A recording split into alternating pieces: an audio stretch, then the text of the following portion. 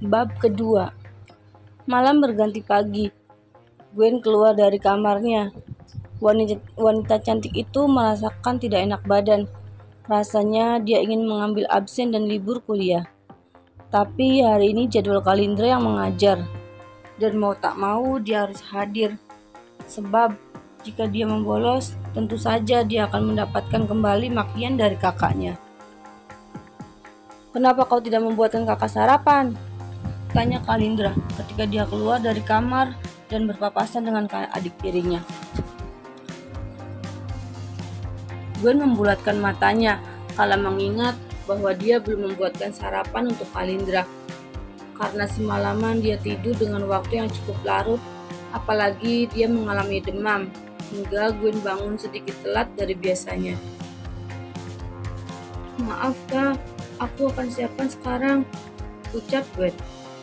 "Cepat, siapkan, waktuku hanya tinggal 10 menit," ucap Kalindra. Lagi, sepertinya amarah Kalindra masih belum mereda. Lelaki itu masih kesal pada Gwen. Walaupun mungkin tidak ada masalah, sikap Kalindra pasti akan seperti ini. 5 menit kemudian, sarapan Kalindra sudah siap. Gwen hanya membuatkan roti gandum dan juga omelet untuk kakaknya. Karena memang ketika sarapan Kalindra tidak bisa memakan berat. "Kak," panggil Gwen yang memberanikan diri berbicara. "Apa?" tanya Kalindra. "Bisakah kakak memotong uang jajanku bulan depan saja? Aku sedang banyak yang harus aku beli." Setelah mengatakan itu, Gwen menunduk, tidak berani menatap Kalindra. Kalindra menjatuhkan sendok yang dia pegang dengan keras, membuat Gwen langsung terkejut. "Memangnya kakak peduli?" tanya Kalindra, membuat Gwen menggigit bibirnya. "Tapi ini untuk kegiatan kuliahku, Kak," jawab Gwen. Uang yang diberikan Kalindra sangat kecil, dan sekarang Kalindra malah memotongnya. Tentu saja itu tidak akan cukup. Aku takut aku tidak bisa mengikuti kegiatan jika tidak membeli kebutuhan kuliah." Gwen kembali berucap dengan pelan. Jari-jarinya saling mengepal karena ketakutan melihat reaksi kakaknya. "Pakai saja kartu kredit, tapi jangan pernah memakai yang lebih dan jangan pernah gunakan untuk hal yang tidak penting, karena kakak memantaunya. Jika kamu menggunakan kartu kredit untuk membeli hal yang lain di luar tugas atau kamu membeli makanan dengan kartu itu, maka kakak benar-benar akan menyita semuanya." Kalindra berucap dengan sadis. Gwen menelan ludahnya seketika mendengar ucapan Kalindra. Tapi tak urung dia mengangguk. Setidaknya ini lebih baik daripada dia tidak mengikuti kegiatan di kampus. "Kalau begitu, aku duluan, Kak." Dengan cepat Gwen berbalik, karena takut Kalindra akan mengomelinya lagi. Gwen menundukkan dirinya di halte bis. Tubuh wanita itu terasa lemas. Dia ingin menangis karena dia ingin istirahat. Tapi tentu saja tidak bisa. Bisa habis dia oleh Kalindra jika dia membolos. Beberapa saat berlalu. Gwen pun langsung bangkit dari duduknya karena bis yang akan membawanya ke kampus tiba, dan ketika berada di bis pun Gwen kembali melamun. Hingga pada akhirnya bis itu sampai di kampus, dan ternyata ketika dia sampai, mobil Kalindra pun sudah terlebih dahulu terparkir karena memang jalur menggunakan bis lebih panjang daripada menggunakan mobil pribadi. Saat dia akan berjalan ke lorong, tiba-tiba Gwen menghentikan langkahnya kala melihat Kalindra berjalan bersama dengan Jessica, yang tak lain kekasih Kalindra, yang merupakan mahasiswa tingkat akhir. "Aku tidak pernah berharap dianggap seperti adikmu. Aku juga tidak pernah berharap kau terlalu bersikap baik. Tapi, bisakah kau memperlakukanku seperti manusia atau memanusiakan aku?" Gwen membatin. Sepertinya melihat Kalindra bersikap baik pada orang lain, tentu saja Gwen merasa sesak. Namun Gwen merasakan perasaan berbeda ketika melihat Kalindra dengan Jessica. Dia seolah merasakan cemburu. Cukup lama terdiam. Gwen pun langsung melanjutkan langkahnya. Kemudian dia masuk ke dalam kelas. Materi demi materi diberikan oleh Kalindra. Dan di tengah rasa lemas yang mendera Gwen, masih berusaha untuk mencerna materi yang diberikan oleh kakak tirinya. Sebab jika dia melewatkan satu hal saja, dia pasti akan dia babat habis dan dia juga tidak bisa bertanya. Sebab jika dia bertanya pada Kalindra tentang tugas, dia malah akan dimaki oleh kakaknya. Akhirnya, Kalindra pun selesai dengan acara mengajarnya. Dia menutup laptop, kemudian melihat ke arah mahasiswa dan mahasiswanya. Kumpulkan pada saya materi itu 1 minggu lagi, ucap Kalindra ketika dia selesai mengajar. Hingga para mahasiswa dan mahasiswi mengangguk mengiyakan perintah Kalindra. Setelah itu, Kalindra langsung keluar dari kelas. Gwen, are you okay? Tanya Jenna, teman sekelas Gwen. Dan dia adalah satu-satunya teman orang yang mau berteman dengan Gwen. Terlebih lagi, Gwen cukup introvert. Mungkin karena Gwen tidak mempunyai kepercayaan diri yang lebih untuk bergabung bersama teman lainnya. Gwen, kau pasti belum sarapan? Tanya Jenna, hingga Gwen pun menoleh. Kemudian dia malah menyimpan kepalanya di meja. Aku belum sarapan. Gwen menjawab dengan lemas. Kita ke kantin, ajak Jenna. Gwen tampak terdiam.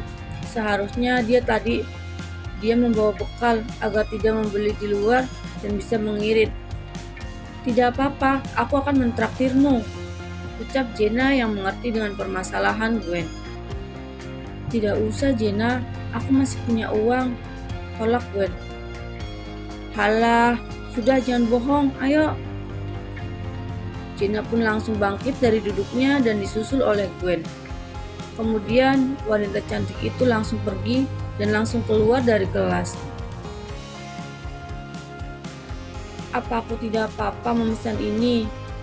Tanyanya. Dia merasa tidak enak ditraktir oleh Jenna. Padahal Gwen hanya memesan sandwich yang sangat murah karena dia tidak mau membebani temannya. Kau ini sudah aku tawarkan yang lebih enak malah memilih itu. Tunggu sebentar. Jenna langsung bangkit dari duduknya, kemudian dia langsung berjalan ke arah etalase untuk mengambilkan makanan lain. Dan ketika melihat itu, mata Gwen berkaca-kaca. Tuhan, terima kasih. Jika tidak ada Jenna, aku tidak tahu harus bagaimana. Gwen membatin. Setahun kuliah, Jenna benar-benar selalu membantunya. Bahkan terkadang Jenna selalu memberikan uang jajan padanya, walaupun Gwen selalu menolak. Tapi Jenna selalu diam-diam menyelipkan uang itu, dan hanya Jenna lah yang tahu apa yang terjadi dengannya. Hingga beberapa saat kemudian Jenna pun kembali di meja yang ditempati oleh Gwen. Jenna melihat Gwen melamun, lalu bertanya, apa ada masalah? Tanya Jenna yang menyimpan makanan di dekat Gwen. Apa uang jajanmu dipotong lagi? Tanya Jenna.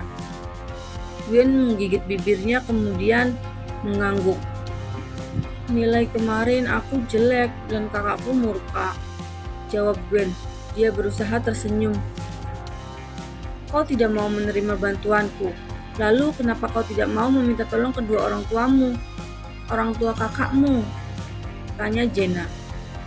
Gwen tampak terdiam. Ya, dia bisa saja meminta tolong pada Salsa maupun Nino, yang tak lain orang tua Kalindra dan Alona. Tapi dia cukup sadar diri karena malu.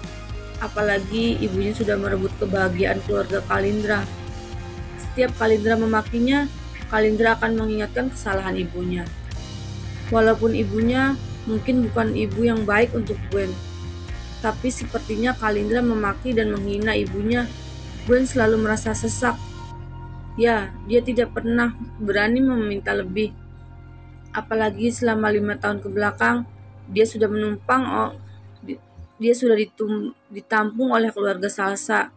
Karena sudah 5 tahun ini ayah dan ibunya benar-benar menghilang, dan dia tidak tahu bagaimana keadaan orang tuanya. Kau yakin ingin pulang naik bis? Tidak mau memakai mobilku saja? Aku akan mengantarkanmu ke apartemen, ucap Jenna. Tidak, aku akan memakai bus. Aku masih mempunyai voucher untuk menaiki bus, kata Gwen karena dia tidak mau merepotkan Jenna. Kau ini menyebalkan sekali, ucap Jenna. Setelah itu mereka pun keluar dari kampus. Jenna berjalan ke arah mobilnya, sedangkan Gwen pergi ke jalan lain untuk ke halte bis. Saat dia berjalan, tiba-tiba dia terpikirkan sesuatu, kemudian tersenyum getir. Terlalu banyak rasa sakit hingga dia melupakan sesuatu.